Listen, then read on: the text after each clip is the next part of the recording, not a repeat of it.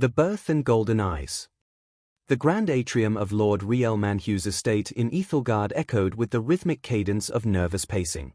Riel, usually a man of calm demeanor and strategic thought, was a whirlwind of anxiety, his simple linen tunic rustling with each agitated stride. From beyond the closed doors of his wife's chambers, the strained groans of Lady Alara punctuated the tense silence, punctuated by the sharp, encouraging shouts of the midwives. The labor had stretched through the night, a long and arduous ordeal. Lord Riel's older brother, Gareth, seated in one of the chairs in the atrium, a study in relaxed composure despite the hour. "Brother, you'll wear a trench in the floor before dawn," he remarked, a faint smile playing on his lips. "Rest. You'll need your energy when the child is finally here." Riel merely waved a dismissive hand, not breaking his stride. "I'm fine, Gareth.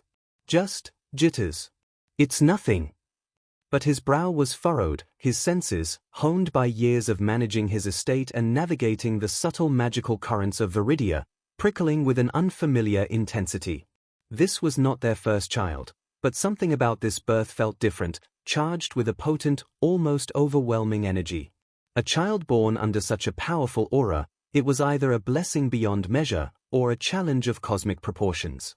He couldn't quite pinpoint it, but the air itself seemed to hum with anticipation. Inside the birthing chamber, the air was thick with the scent of herbs, sweat, and effort. Lady Alara lay on the birthing bed, her face flushed, her dark hair plastered to her temples. Matron Lyra, her experienced hands guiding and supporting, was the voice of calm authority. "Breathe, Lady Alara, breathe with me," Matron Lyra coached gently, her voice firm but soothing. "That's it, push. Push through the pain, my lady, you are so strong." Beside her, a younger midwife, Ilara's personal attendant, Maeve, dabbed Lady Ilara's forehead with a cool cloth. "You're doing wonderfully, my lady. Just a little more. The babe is eager to greet the world." Lady Ilara gasped, her hands gripping the sheets. It's so long," she panted, her voice strained. "All the best things take time, my lady," Matron Lyra replied, her eyes fixed on the progress. She exchanged a glance with old Naria, the oldest and wisest of the midwives present, who nodded slowly, her gaze distant, as if sensing something beyond the physical struggle. "Indeed," old Naria murmured, her voice a low rasp. This one has a powerful spirit. I can feel the very air around him, thick with promise." She paused, then added, almost to herself, "Or perhaps, something more. A vibrancy unlike any I've witnessed in all my years." Maeve, ever pragmatic, giggled nervously. "He's certainly making his presence known already, Naria. A future warrior, perhaps, with such a fierce will to arrive." "Push, my lady, push." Matron Lyra encouraged, her voice rising in urgency. "I can see the crown. One more big push for your son." Lady Alara let out a primal scream, a guttural sound of pure exertion, and pushed with every fiber of her being. The chamber seemed to hold its breath. Outside in the atrium, Lady Isolde Manhu, usually a spirited and boisterous woman, was no help at all. Seated rigidly on a cushioned bench, she seemed to be doing her own version of labor, her hands wrung so tightly her knuckles were white. Her murmurs, which had been growing in intensity, finally broke through the tense silence after Ilara's scream. "Oh, why is it taking so long? It's never taken this long. What if something is wrong? My Lady Ilara, bless her heart, she's too delicate for such strain. It's surely a sign of trouble." Her frantic whispers were punctuated by dramatic sighs and the occasional wringing of her hands, as if attempting to squeeze out her own anxiety.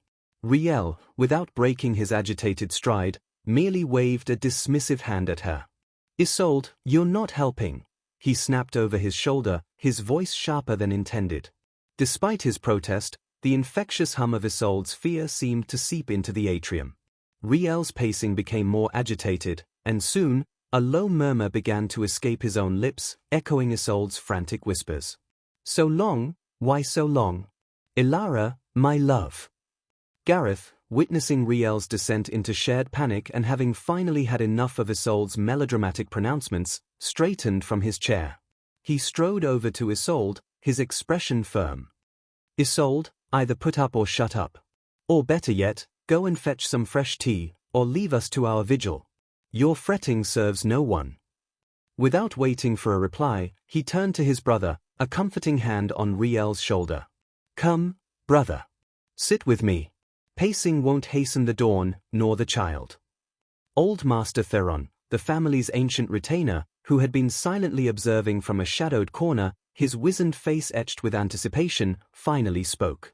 His voice, raspy with age, cut through the nervous tension with a profound simplicity. Lord Gareth speaks true. There is no husband, no matter how great his station or how many times he has greeted a child, who feels at ease when his lady is in the throes of creation. Your father, Lord Riel, paced floors like this, much like you now, Gareth, during your birth, and yours. It is the common burden of a loving heart, the fear for the one you hold dear. And for the unknown spirit soon to join your line. He then settled his gaze on the chamber doors, a hint of something deeper in his ancient eyes. Finally, as dawn painted the eastern sky with hues of rose and gold, a cry, impossibly loud and vibrant, pierced the morning air. A boy, my lord. Matron Lyra's voice, weary but triumphant, rang out. Lord Riel burst into the chamber, his eyes immediately finding his wife, exhausted but radiant, and then the tiny, squalling bundle in Matron Lyra's arms. The babe had a shock of dark hair, and as he opened his eyes, Riel gasped. They were a startling, vibrant gold, utterly unlike any manhwa eyes he had ever seen. The midwives cleaned and swaddled the infant, presenting him to his parents. Lady Elara, her voice hoarse, whispered, "He is magnificent, Riel. What shall we name him?" Lord Riel gazed down at his son, the golden eyes staring back at him with an uncanny depth. A name, one he had never considered before, echoed in his mind. It felt ancient, powerful, yet oddly familiar. Perhaps a whisper from some forgotten ancestral memory, or a divine inspiration. Ezekiel, Lord Riel announced, his voice firm, resonating with a sudden, profound certainty. His name shall be Ezekiel Manhwa. He shall be a testament to the dawn, a beacon of strength, for he possesses a spirit of pure gold.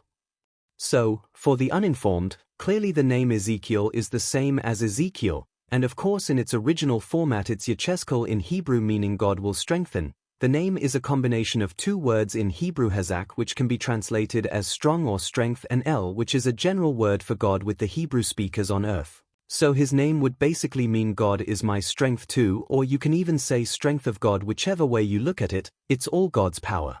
So, in this case the closest name to use was just that. Even his Earthheim Joel is a cognate, which is Yoel in its original Hebrew and would mean Yahweh or Yehovah is El depending on who is referencing the name. Literally it is Yahweh is God. And thus, Joel, the programmer from Earth, reincarnated into Viridia, now named Ezekiel Manhwa, began his new life, a tiny bundle of cosmic chaos and unprecedented power, utterly oblivious to the divine drama he had just left behind, and the unexpected pregnancy of a very vain goddess. Reactions, a golden legacy. Lord Riel knelt beside the birthing bed, his hand gently grasping Elara's. His wife, though weary, managed a weak but contented smile, her gaze never leaving their newborn son nestled against her breast. Ezekiel, now quiet, seemed to absorb the light, his golden eyes observing his new world with an unblinking intensity that was unnerving for an infant. "He is truly magnificent, Elara," Riel murmured, his voice thick with awe. "And those eyes, they are remarkable. Unlike any I have ever seen among our kin, or indeed, in all of Ethelgard." Elara's fingers traced the tiny, perfect curve of Ezekiel's cheek. Golden, like the dawn itself. I have never heard of such a thing, even in the oldest tales of our lineage. Our other children, they have our own brown and grey eyes. She looked up at Riel, a hint of concern tempering her maternal bliss. "Do you think it is a blessing, Riel? Or something else?" Riel nodded slowly, his thumb gently stroking the back of her hand. "I believe it is a blessing, my love. A profound one. You know, during the long hours of the night, as I paced the atrium, I felt it. A tremor in the air, a surge of energy, unlike any I have ever sensed with our previous births. It was as if something truly powerful was about to arrive. He chuckled softly, a relieved sound. Isolde's fretting only seemed to amplify the feeling, though I tried to dismiss it as mere jitters then. So, your jitters were truly a premonition, then? Ilara teased, a soft laugh escaping her lips. Always the astute observer, even when overwhelmed. She kissed Ezekiel's forehead, then looked back at Riel. But Ezekiel, the name. It suits him, already. Strength of God. A strong name for a strong beginning. Indeed, Riel agreed, his earlier anxieties replaced by a profound sense of wonder and pride. He leaned in, kissing his wife's temple, then gently stroked his son's dark hair. Our third son, and already he promises to be unique. We have much to be thankful for, Ilara. And much to prepare for, I suspect. He gazed at Ezekiel's golden eyes once more, a thoughtful, almost solemn expression settling on his face.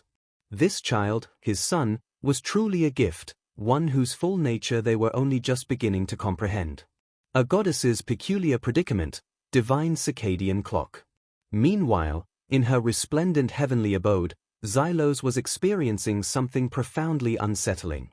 In the divine circadian time of her universe, 1 year in the mortal realm of Viridia was equivalent to merely 10 of her heaven days. This meant that the 9 months of Lady Ilara's mortal pregnancy had passed as a mere 7.5 days for Xylos. Gods, unlike the limited humans they oversaw, were acutely sensitive to the subtle currents of emotion and energy that rippled through their domains. They might not immediately understand the cause of these sensations, but they certainly felt something. Xylos, however, was particularly self-absorbed and, frankly, quite clueless about such matters. For the past 7.5 days, a strange, persistent irritation had been gnawing at her. It was akin to the inexplicable moodiness that mortal women attributed to their monthly cycles, a feeling she'd observed in some of her female worshippers, though never truly understood. Now, it was her turn. She felt fidgety, a vague restlessness that even Joel's praise sessions hadn't entirely satiated. This unidentifiable agitation often led her to the North Gate, the summoning chamber, where she would idly observe the newly arrived souls. Today, the feeling was particularly sharp. She waved her hand, bringing forth a new batch of 500 souls to the summoning platform, hoping to distract herself with a display of her automated glory. "Welcome, fortunate souls, to my heavenly abode," Xylos declared, her voice booming with an attempt at her usual grandiosity, though a faint edge of peevishness clung to it. "Behold the glory of Xylos, your true goddess. Worship me now, you poor, blessed souls." The nascent souls, still shimmering with residual light and devoid of memory, merely gawked at her with wide, bewildered expressions. They didn't prostrate themselves. They didn't offer the effusive, ego-boosting adoration she craved. They just stood there, blinking.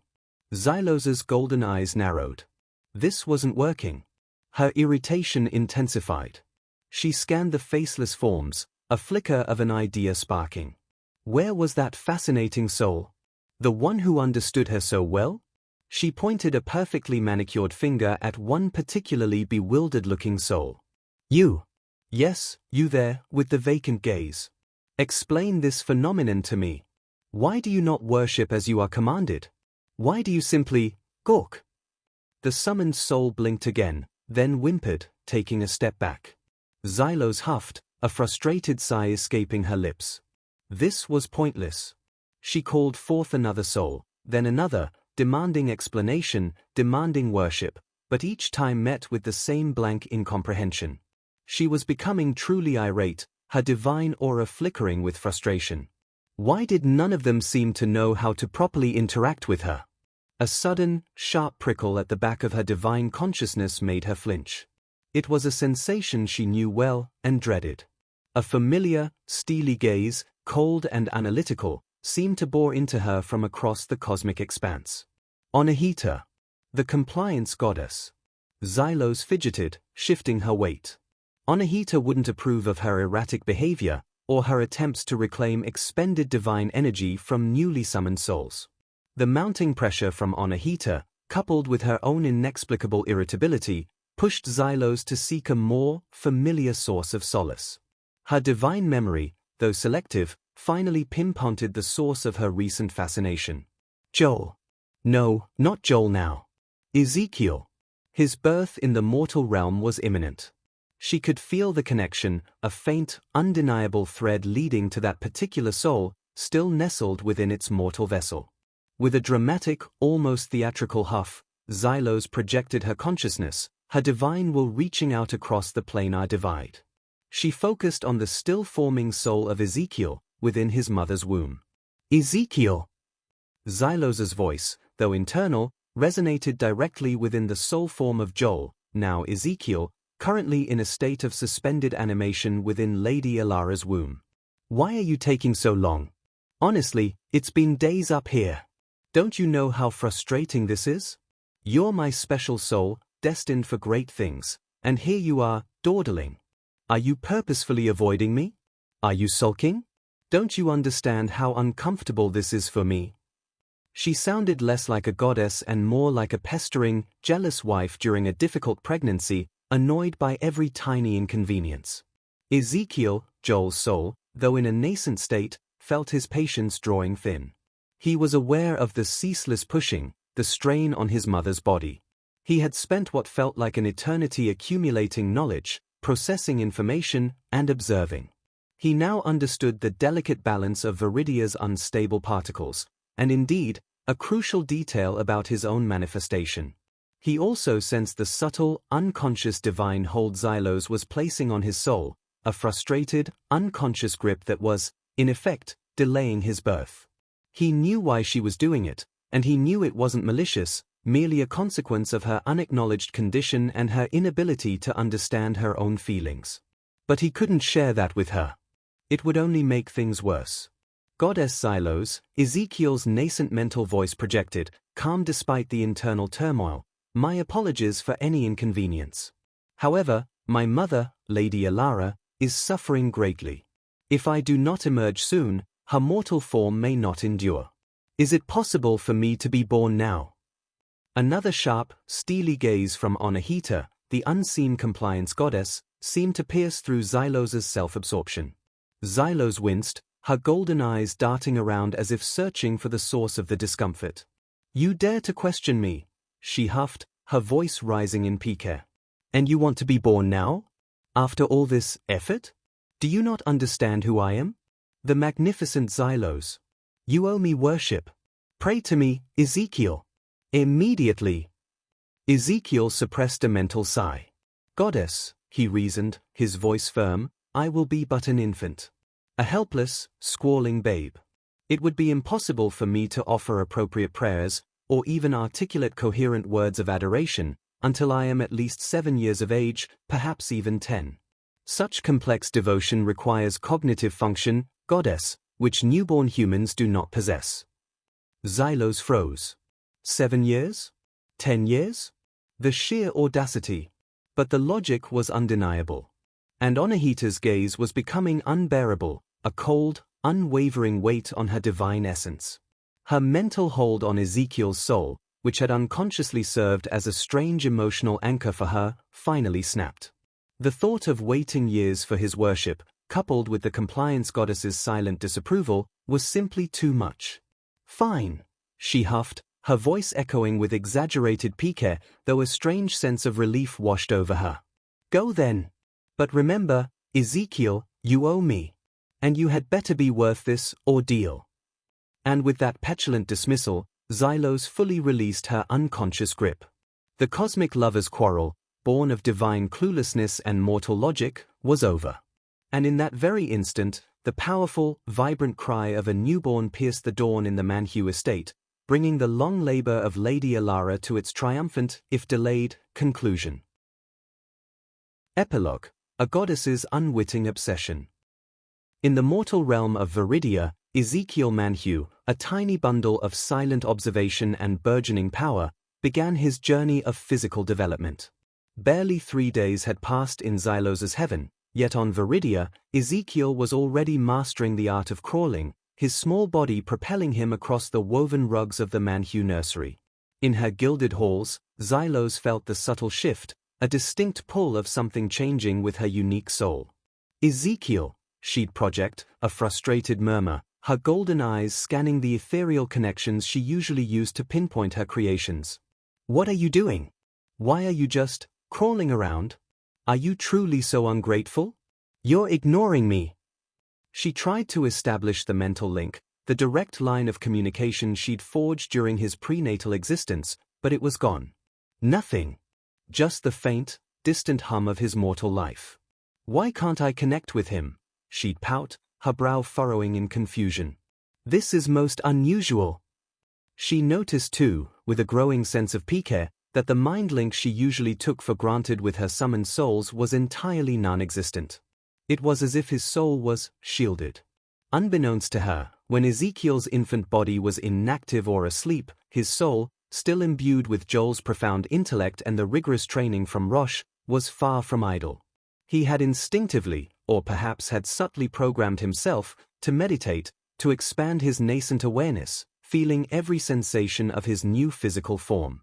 He was diligently attempting to map the limitations and capabilities of his mortal vessel, experiencing firsthand the principles Roche had taught him in the realm of limbo. His tiny limbs, his new senses, the very rhythm of his infant heart, all were meticulously catalogued and understood. Another year passed in Viridia, a mere 10 days in Xylos's heaven. Ezekiel, with a newfound steadiness, began to learn to walk, his first clumsy steps soon becoming confident strides. Ezekiel!